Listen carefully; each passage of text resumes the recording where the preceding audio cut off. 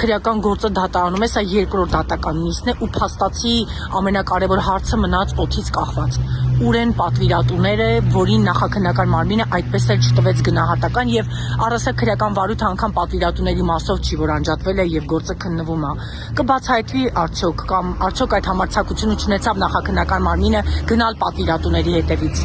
Նախ հենց դա պիտի պարզենք, թե արդյոք նախաքննությունը բոլոր վարկածներն է հաշվի առել եւ բոլոր վարկածների հետևից է գնացել։ Իհարկե դուք նաև նշում եք, որ այդպես չէ, բայց մեր մասնակցությունը հենց դա պիտի ապահովի նաև, որ բոլոր վարկածների հետևից գնա։ Նրանք պիտի հիշեն, որ այս հարցը հանրային հնչողության հարց է եւ ոչ ոք սա չի մոռանալու, մինչեւ ամբողջովին բացահայտվել, ամբողջական բացահայտումը։ Եվ այդ առումով իհարկե ես չեմ ուզի այս վիճակում այստեղ գտնվելով անել հայտարարություններ, որոնք կարող է խաթարեն նախաքննությունը, բայց ինձ համար գոնե ակնհայտ է, որ մի շարք հարցերի պատասխաններ, որ իրենք պիտի տային, անգամ չեն էլ բարձրացրել, այդ հարցերը չեն բարձրացել։ Եվ հետևաբար մենք հետևողականորեն մասնակցելու ենք նիստերի, հետևելու ենք, որ ամբողջական բոլոր սցենարները, բոլոր վարկածները քննվեն եւ մեղավորները պատասխանատվության ենթարկվեն։ Ես ուզում եմ պարզ լինի իրավապահ համակարգին եւ մարդկանց, ովքեր ներգրաված են։ Վաղը չի մյուս օրն այս իշխանությունը փոխվելու է։ Ձեր գործը կատարեք,